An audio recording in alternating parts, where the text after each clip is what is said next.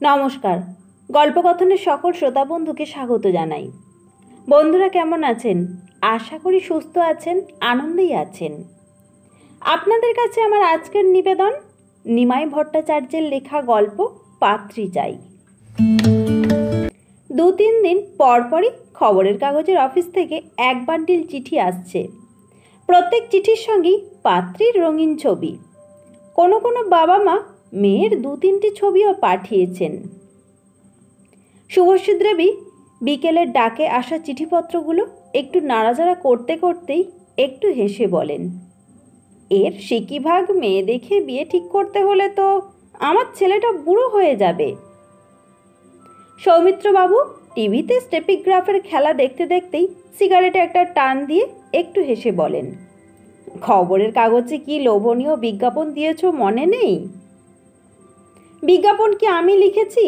রাধা যেমন লিখেছে আমি তেমনই। ঠিক সেই সময় শ্রীরাধা পর্দা সরিয়ে ড্রয়িং রুমে ঢুকেই শুভশ্রী দেবীর দিকে তাকিয়ে জিজ্ঞেস করে, কি নতুন মা, আমি কি করেছি? তোর নতুন কাকা বলছিল কি বিজ্ঞাপন দেয়া হয়েছিল। দাঁড়াও দাঁড়াও, আমি এক্ষুনি বলছি। শ্রীরাধা প্রায় এক লাফে পাশের ঘর থেকে খবরের কাগজখানা এনেই পড়তে শুরু করে।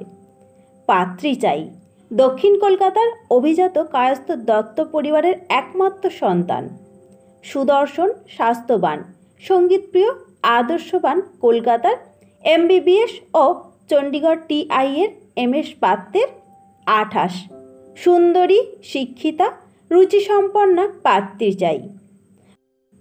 পাত্র কোনো রকম যৌতুক বা উপহার গ্রহণে অক্ষম। 70 ছবি সহ লিখুন, বক্স নাম্বার। শ্রীরাধা এক নিঃশ্বাসে বিজ্ঞাপনটা পড়েই সৌমিত্রবাবুর দিকে তাকিয়ে জিজ্ঞেস করে, নতুন কাকা, কিছু ভুল হয়েছে কি? না না, তুই ঠিকই লিখেছিস। উনি একটু থেমে একটু চাপা হাসি হেসে বলেন, তোর নতুন মা আর তোর ঋষিদা যা চায় তুই তাই লিখেছিস।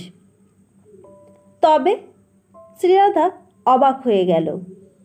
এত চিঠি এসেছে দেখে তোর নতুন মা অবাক হয়ে যাচ্ছে।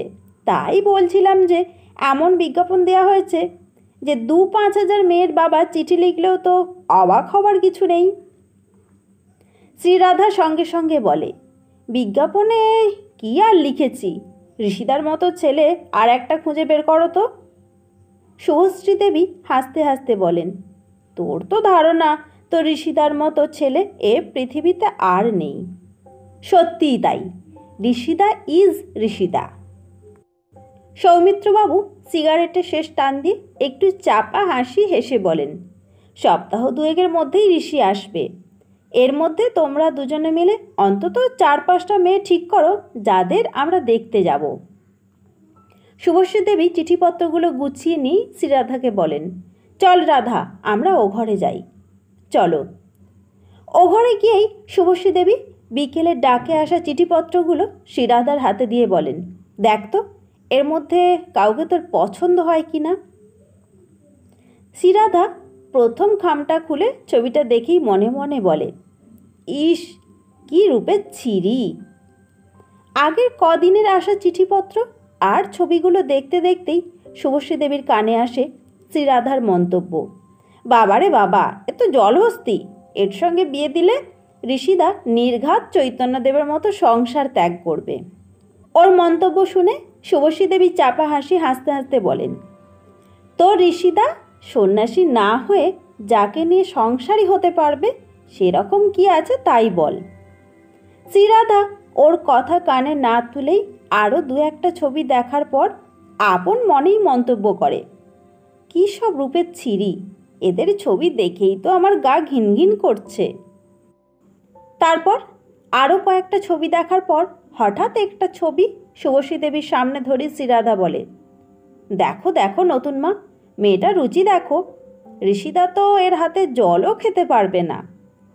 ওর হাত থেকে ছবিটা কেড়ে নিয়েই শুভশ্রী দেবী বলেন, তুই স্বর্গ থেকে একটা অপ্সরী ধরে নিয়ে আন, তা না হলে কাউকেই তোর পছন্দ হবে না। শ্রীরাধা সঙ্গে সঙ্গে জবাব দেয়, দরকার হলে ঋষিদা চিরকুমার থাকবে, কিন্তু ওইসব পেতনিদের কাউকে সে কখনোই বিয়ে করবে না। বড় রাস্তা দিয়ে ট্রামে বাসে যাতায়াত করার সময় লোকে ঠিক চারু অ্যাভিনিউকে চিনতে পারে না। মোটামুটি শতখানেক বাড়ি। এ পাড়ার প্রত্যেকের সঙ্গে প্রত্যেকে শুধু জানাশোনাই নয়, প্রায় আত্মীয়ের সম্পর্ক। চৌরঙ্গি পাড়ার মিস্টার বর্মন এখানে বর্মন দা, বর্মন কাকু। রেডিও, টিভি, খবরের কাগজ খ্যাত বিখ্যাত সাংবাদিক শ্যামল বসু এখানে শ্যামল দা। সাহেবী স্কুলের গুরুগম্ভীর মিস এ পাড়ার শ্যামলী বৌদি। এ পাড়ায় কেউ মিস ব্যানার্জি, মিসেস দত্ত না, ওরা এখানে বিমল কাকু আর ডলি মাসি। কলকাতার মানচিত্রে খুঁজে পাওয়া মুশকিল হলেও এ পাড়া নিয়ে বাসিন্দাদের গর্বের শেষ নেই। এই পাড়ার ব্যাপারে বন্ধু বান্ধব একটু ঠাট্টা করলেই মিস্টার বর্মন হাসতে হাসতে বলেন, তোরা ভুলে যাস না, চারু অ্যাভিনিউ হচ্ছে কলকাতার নিউ ইয়র্ক। এখানে সব রাস্তা শুধু নর্থ সাউথ ইস্ট ওয়েস্টেই না, সবই 90 ডিগ্রি অ্যাঙ্গেলে। তোরা যে চৌরঙ্গি নিয়ে গর্ব করিস, সেও তো ধনুকের মতো বেঁকে গেছে। আজকের বয়স্করা গর্ব করে ছেলে মেয়েদের বলেন, আমরা পরীক্ষা দিতে যাওয়ার সময় প্রত্যেকবার কবিশেখর কালিদাস রায়কে প্রণাম করে যেতাম। পরীক্ষা দিয়ে বিকেলবেলায় বাড়ি ফেরার সময় দেখতাম উনি বাড়ির সামনের ওই ছোট্ট চাতালে ইজি চেয়ার পেতে বসে আমাদের জন্য হাঁ করে রাস্তার দিকে তাকিয়ে আছেন। হ্যাঁ রে চিন্ময়, আজ কেমন হলো? ভালোই। কোন পেপারটা বেশি ভালো হলো? Second paper. কবিশেখর যেন আপন মনেই বলেন, অধিকাংশ ছেলেমেয়েরাই সেকেন্ড পেপারে বেশি নাম্বার পায়। চিন্ময় দত্ত বাড়ির দিকে পা বাড়াতেই কবিশেখর একটু গলা চড়িয়ে ডাক দেন, এই গোবিন্দ। গোবিন্দের সামনে এসে দাঁড়াতেই উনি জিজ্ঞেস করেন, সব কোশ্চেন লিখেছিস? মেন কোশ্চেনগুলো লিখেছি, কিন্তু শর্ট নোটগুলো পারলাম না। কবিশেখর একটু চিন্তিত মুখে জিজ্ঞেস করেন, কেন? ওগুলোতেই তো নাম্বার তোলা সহজ। জেঠু, জাজনগর কোথায়? একটু হেসে উনি জবাব দেন, মুসলিম আমলে ওড়িশার নাম হয় জাজনগর। তাই নাকি? হ্যাঁ। আচ্ছা জেঠু, বান্দাকে? কবিশেখর বলেন, শিখদের দশম গুরু গোবিন্দ সিং খুন হবার পর বান্দা শিখদের রাজনৈতিক নেতা হন। পরবর্তীকালে মুঘল বাদশাহ এর 2 ছেলেকে ওর চোখের সামনে হত্যা করেই ক্ষান্ত হন না, ওরা বান্দাকে হাতির পায়ের তলায় পিষে মারে। গোবিন্দ একগাল হাসি হেসে বলে, জেঠু, আপনি ইতিহাসে সব কিছু জানেন। কবিশেখর একটু হেসে বলেন, মাস্টারি করতে হলে সব বিষয় একটু আধটু জানতে হয়। নবপল্লীর পূজা প্যান্ডেলে অমিয়র স্ত্রী শিখাকে দেখেই শ্যামল একটু হেসে বলে, অনেক ভাগ্য করে এ পাড়ায় বউ হয়ে এসেছ বুঝলে। শিখা কোনো জবাব দেয় না, শুধু একটু হাসে। এই পূজা প্যান্ডেলে কদিন এলেই বুঝবে, এখানে আমরা সবাই সবার আত্মীয়। তোমার শ্বশুর শাশুড়িকে আমি তো জন্ম থেকেই মেজজেঠু মেজমা বলে জানি। সৌমিত্রদার স্ত্রী আমাদের এ পাড়ায় নতুন বৌমা, নতুন মাসি, নতুন বৌদি। শ্যামল একটু হেসে বলে, আমি অবশ্য বলি নতুন বৌঠান। হ্যাঁ, আমিও ওকে নতুন মাসি বলি। শ্যামল শিখার কথা কানে না তুলেই হাত দিয়ে হলদে দোতলা বাড়িটা দেখে জিজ্ঞেস করে, ওটা কার বাড়ি জানো? ভানু ব্যানার্জির। দুনিয়ার মানুষ ওকে চিনত বিখ্যাত অভিনেতা বলে, কিন্তু আমরা ওকে চিনেছি সৎ, আদর্শবান, পরোপকারী ও অত্যন্ত উচ্চশিক্ষিত বলে। বিজয়া নববর্ষের দিন বাবা মাকে প্রণাম করেই ছুটে যেতাম ভানু মামা, নীলিমা মামিকে প্রণাম করতে। শিখা চুপ করে ওর কথা শোনে। শ্যামল একবার নিঃশ্বাস নিয়েই বলে, ভানু মামা মারা যাবার দিন এ পাড়ার কচি কাঁচা থেকে বুড়ো বুড়িরা কি কান্নাকাটি করেছিলেন তা তুমি ভাবতে পারবে না। অমিও এর মধ্যে কখন পাশে এসে দাঁড়িয়েছে ওরা খেয়াল করেনি। শ্যামলের কথা শুনে সে বলে, সত্যি সেদিনের কথা কোনোদিন ভুলব না। শিখা মাথার ঘোমটা একটু সামনের দিকে টেনে দিয়েই বলে, নীলিমা মামিও খুব ভালো। শ্যামল কিছু বলার আগেই অমিও ওর স্ত্রীর দিকে তাকিয়ে বলে, নীলিমা মামি ভালো মানে? অসম্ভব ভালো। অত বিখ্যাত অভিনেতা স্ত্রী ও নিজে অত বড় গায়ী হওয়া সত্ত্বেও কি অমায়িক আর ভদ্র। এবার আর ছেলে মেয়েদের মধ্যেও ভারী মজার সম্পর্ক। চন্দন, বিনু, বাবলুরা রোজ সন্ধ্যের পর ওই মোড়ের মাথায় বারুজ্যেদের বাড়ির পিঁড়িতে বসে আড্ডা দেয়। গ্যারেজের মধ্যে কেষ্টদার দোকান থেকে অনুরাগ বেরোতেই চন্দন ডাক দেয়, এই অনু শোন। আমুল স্প্রে টিন হাতে নিয়ে অনুরাগ ওদের সামনে সেই বলে, বল। তোর কেক খেলাম। বাবলু সঙ্গে সঙ্গে বলে, হ্যাঁ রে অনু, তুই ওদের কেক দিয়েছিস আর আমাদের দিলি না? এর আগের বার যখন কেক করেছিলাম তখনই তো তুই খেয়েছিস। চন্দন বাবলুর হাঁটুতে একটা থাপ্পড় মেরে বলে, তুই চুপ কর, আমাকে বলতে দে। অনুরাগ বলে, বল বল, কি বলবি? আমি পড়তে পড়তে উঠে এসেছি। চন্দন চাপা হাসি হেসে বলে, তোর তৈরি কেক আমরা খাচ্ছি, সেই ভালো, কিন্তু ভুল করেও কখনো স্বামীকে খাওয়াবি না। ওই কেক খাওয়ার পরদিনই তোর স্বামী তোকে ঠিক ডিভোর্স করবে। ওর কথা সবাই হেসে ওঠে। অনুরাগ বাড়ির দিকে পা বাড়িয়েই হাসতে হাসতে বলে, সামনের মাঘেই তো তোর বিয়ে, তোর বউয়ের কাছে আমি সব ফাঁস করে দেব, তখন মজা বুঝবি। ওই মোটা ফাল্গুনিকে আমি ভালোবাসতাম, এ কথা কেউ বিশ্বাস করবে না। পাড়ার এই পরিবেশেই সৌমিত্রবাবু বড় হয়েছেন। শুভশ্রী দেবীও তো এখানে 30 বছর কাটিয়ে দিলেন। প্রায় সামনাসামনি বাড়ির মানিকবাবু সৌমিত্রবাবুর প্রিয় রাঙাদা। 2-4 বছরের বড় হলেও রাঙাদা ওর ঘনিষ্ঠতম বন্ধু। ওই রাঙাদার সঙ্গেই উনি জীবনের প্রথম টেস্ট ম্যাচ দেখেছেন। স্টাররং মহলে কত বিখ্যাত অভিনেতা অভিনেত্রীর অভিনয় দেখেছেন, আরও কত কি। একটু ভালো মন্দ রান্না করলেই রাঙা বৌদি বারান্দায় দাঁড়িয়ে একটু গলা চড়িয়ে বলেন, এই শুভশ্রী, আনন্দ ঠাকুরপোর জন্য একটু মাছ পাঠাচ্ছি। শুভশ্রী হাসতে হাসতে বলেন, এ বাড়িতে কি শুধু তোমার আনন্দ ঠাকুরপোই থাকে?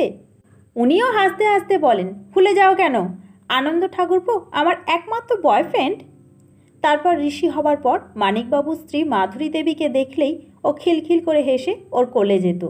মানিকবাবুর বড় মেয়ে অনুরাধা বলতো, মা, ভাইয়াকে বাড়ি নিয়ে চলো। এই অনুরাধার জন্যই মাধুরী দেবী ঋষিকে বাড়ি নিয়ে যেতেন। ঋষিও মহানন্দে সারাটা দিন কাটাতো। বছর পর ঋষি স্কুল যাতায়াত শুরু করলো। ওই স্কুল থেকে নেমেই এক দৌড়ে বাড়ির সামনে এসে চিৎকার করত, রাঙামা, আমার ছুটি হয়ে গেছে। মাধুরী দেবী দোতলায় দাঁড়িয়ে হাসতে হাসতে বলেন, এক দৌড়ে ওপরে উঠে এসো, আমি তোমার জন্য কখন থেকে দাঁড়িয়ে আছি। উল্টো দিকের বারান্দায় দাঁড়িয়ে শুভশ্রী একটু হেসে মাধুরী দেবীকে বলেন, এ ছেলেটা বোধহয় ভুল করে আমার পেটে জন্মেছে। উনি ঋষিকে কোলে তুলে নিয়ে ভেতরে যাবার আগে হাসতে হাসতে বলেন, তুই আর তোর বর যে আমার ছোট মেয়েটাকে কেড়ে নিয়েছিস। অনুরাধা জন্মের বছরখানেক পর সৌমিত্রবাবুর সঙ্গে শুভশ্রীর বিয়ে হয়। অনুরাধা নতুন কাকা নতুন কাকিমার অসম্ভব ভক্ত হলেও শ্রীরাধার মতো ওদের কাছে মাসের পর মাস, বছরের পর বছর দিনরাত্রির কাটায়নি। অবশ্য তার কারণ ছিল। শ্রীরাধা যখন মাত্র 3 মাসের, তখন ওর মার একটা বড় অপারেশন হয়। 3 সপ্তাহ পর হাসপাতাল থেকে বাড়ি ফিরে এলেও ওইটুকু শিশুর সব দায়িত্ব পালন করা অসম্ভব ছিল। ডাক্তারেরও নিষেধ ছিল।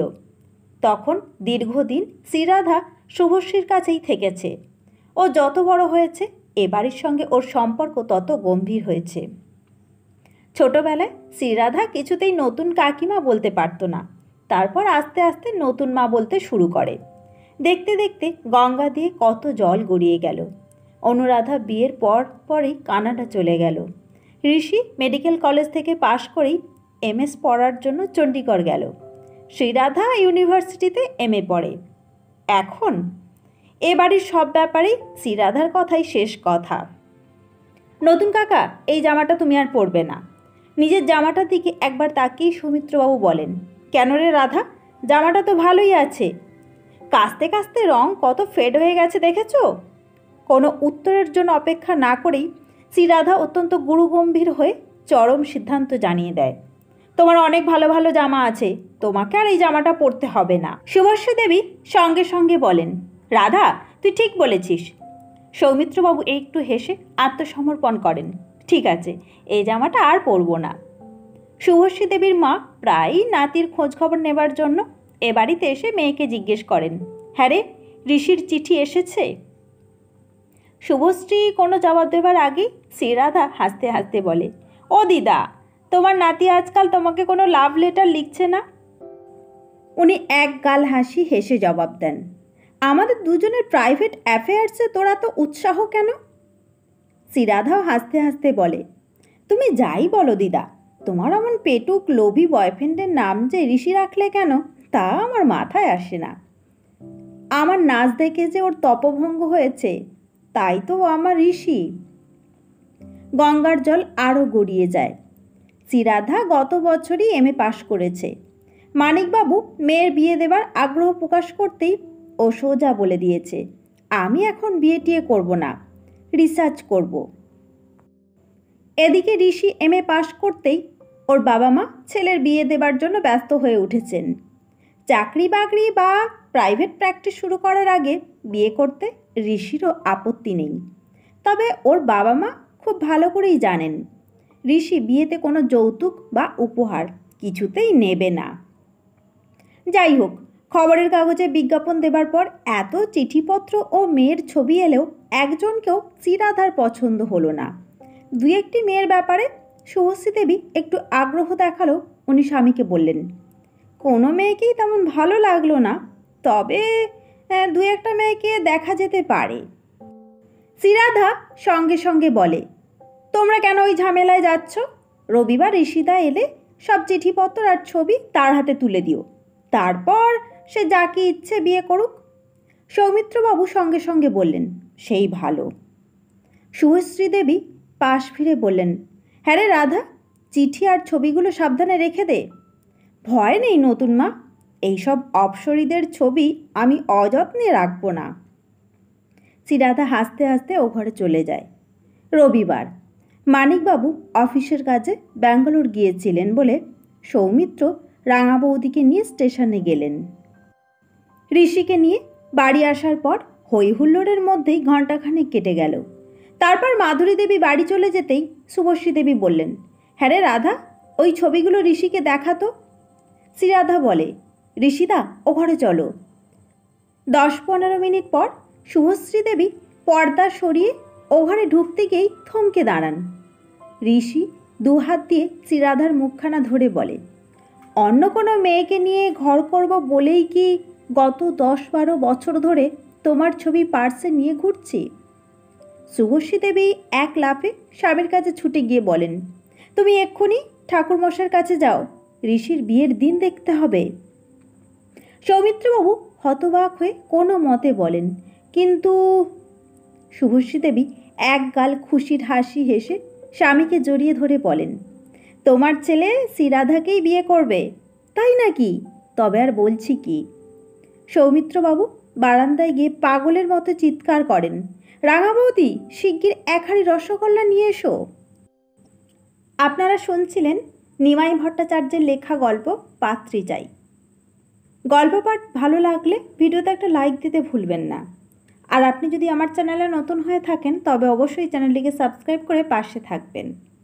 সকলকে অনেক ধন্যবাদ। সকলে সুস্থ থাকবেন। নমস্কার।